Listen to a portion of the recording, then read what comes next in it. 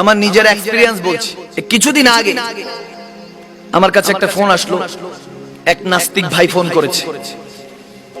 ভদ্রলোক সম্ভবত ঢাকা ইউনিভার্সিটিতে পড়াশোনা করেন।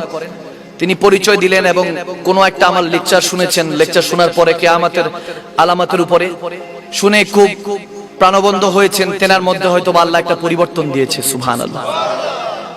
নাস্তিক ছিল, তিনি বলতেছেন, হুজুর আপনারা যে নামাজটা পড়েন, ইবাদত বান্দি করেন, রোজা রাখেন, এগুলো কতটুকু ভিত্তি আছে, এটার কতটুকু দাম আছে?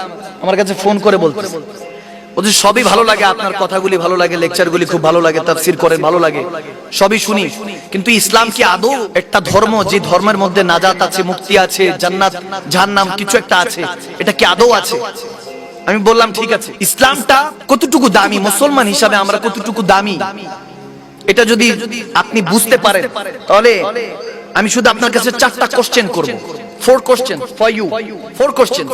আমি আপনাকে 4টা প্রশ্ন করব, আপনার কাছে যদি এই 4টা প্রশ্ন ভালো লাগে আপনি কালমা পড়ে মুসলমান হবেন। সুবহানাল্লাহ বলবেন না? যেহেতু শিক্ষিত এডুকেটেড পারসন, আমি বললাম 4টা প্রশ্ন আমি শুনেন, শোনার পরে আপনি আমাকে একটু প্রশ্নগুলির উত্তর দিবেন। আমাকে বলেন আপনি যে ইসলামটা মাজাক মনে করছেন, শুধু 4টা জিনিস, এই 4টা প্রশ্নের মধ্যে একটু গভীর খেয়াল করুন, যদি আপনার ভালো লাগে আপনি ইসলাম গ্রহণ করবেন। আমি তেনাকে প্রথম প্রশ্নটা করলাম যে এমন জিনিস যেটা বান্দা দেখে আল্লাহ দেখে না, বলতে পারবেন কি? অলমাইটি দেখে না, বান্দা দেখে, কিন্তু আল্লাহ তাবারক ওয়া তাআলা প্রভু ক্রিয়েটর দেখে না, এটা কি? বলছে জানি না। আমি বললাম আচ্ছা ঠিক আছে, সেকেন্ড কোশ্চেন বলুন তো এমন কিছু যেটা বান্দার কাছে আছে কিন্তু আল্লাহর কাছে নেই, বান্দার কাছে আছে কিন্তু আল্লাহর কাছে নেই। তো তিনি নাস্তিক হওয়া সত্ত্বেও বলতেছে কি বলেন, যদি আল্লাহ অলমাইটি বলে কেউ থেকে থাকেন, তেনার কাছে আবার এমন কিছু নাই থাকবে কিভাবে? তিনি তো সবই থাকবে। আমি বললাম না, উনি কি না, আল্লাহ কেমন, আল্লাহর কাছে কি আছে কি নাই, এগুলো প্রশ্ন পরে, আমি যেটা বলছি সেটা বলেন।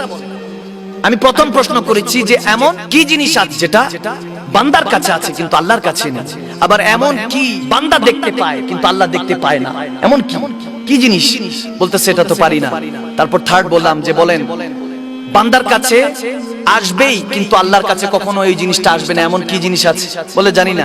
আমি বললাম এরপরে বলেন 17টা অক্ষর যেটার মধ্যে নুকতা নেই, একটা সেন্টেন্স হয় কোনো নুকতা ছাড়া, এমন কোন বাক্য কি আপনার জানা আছে, সেন্টেন্স জানা আছে? বলে না হুজুর জানা নেই, আপনি বলুন।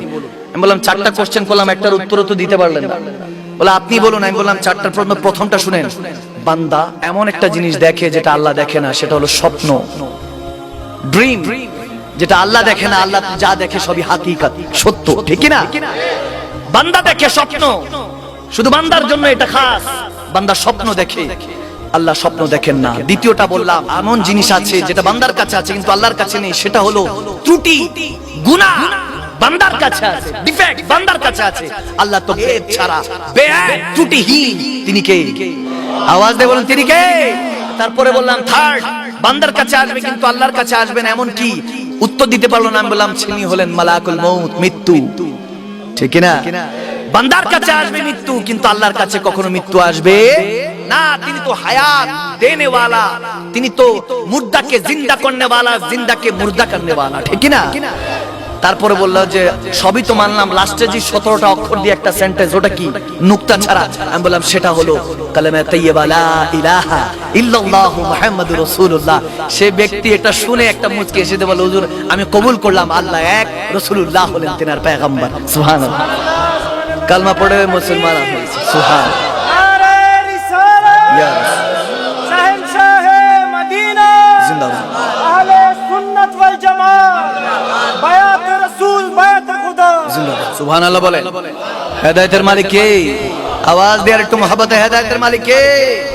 আমি তেনাকে বললাম মোবাইলে তো আর কালমা পড়লে হবে না, সরাসরি আসেন, এসে সঙ্গ জ্ঞাপন করেন, আসুন, এসে বসে তওবা হয়ে যান। তো তিনি ওয়াদা করেছেন যে সবে কদরে আসবেন যদি আল্লাহ তৌফিক দান করে। আল্লাহ কবুল করুক, আমিন বলেন। তা আমি এজন্য অনেককে বলে থাকি বেশি কষ্টের প্রয়োজন নেই, ইসলামটা নিয়ে একটু গবেষণা করলেই ইসলামটা সহজ বানিয়ে দিবেন কে? আওয়াজ দিয়ে বলেন কে?